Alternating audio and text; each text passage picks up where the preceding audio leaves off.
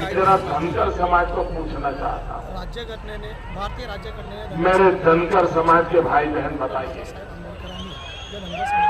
यही में वादा किया था या आपकी इच्छा पूरी की? आपकी इच्छा पूरी की? आपसे धोखा किया कि नहीं किया? आपसे वादा तोड़ा कि नहीं तोड़ा?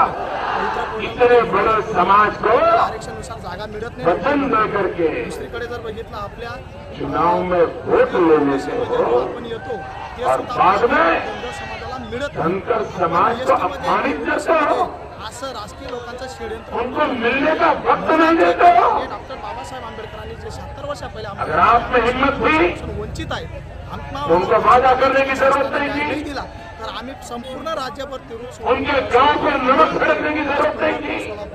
प्रत्येक ठिकाणी लेकिन भाइयों बहनों, उपोषण करत आहेत आमचे समाज इस बांधव चुनाव जीतने के लिए याच्यावर बसले आहेत। जर झूठे वादे करना तर आम्ही राज्यभर या शासनाला ये कांग्रेस की फितरत है। 2014 मध्येच केंद्रात आणि राज्यात भाजपचं सरकारही आलं, पण मोदी काही सोलापुरात पुन्हा धनगर आरक्षणावर बोलले नाही। या संदर्भात महायुतीने आपली भूमिका स्पष्ट केलेली आहे। आम्ही प्रत्येक वेळी सांगितलेलं आहे की धनगर समाजाला एसटी मध्ये आरक्षण देण्याच्या संदर्भात महायुतीचा त्याला पाठिंबा आहे आणि हे देत असताना आम्ही अतिशय स्पष्ट केलेलं आहे की काही लोक असा प्रचार करतायत की आदिवासींचं आरक्षण कमी करून आदिवासींच्या आरक्षणातून धनगर समाजाला काहीतरी वाटा देणार आहे। हे सपशेल खोटं आहे। आदिवासींच्या आरक्षणाला कुठलाही धक्का लागणार नाही आणि धनगर समाजाला जे आरक्षण द्यायचं आहे ते देण्याच्या संदर्भातलं सूतोवाच आम्ही या ठिकाणी केलेला आहे। महायुती याबद्दल कमिटेड आहे।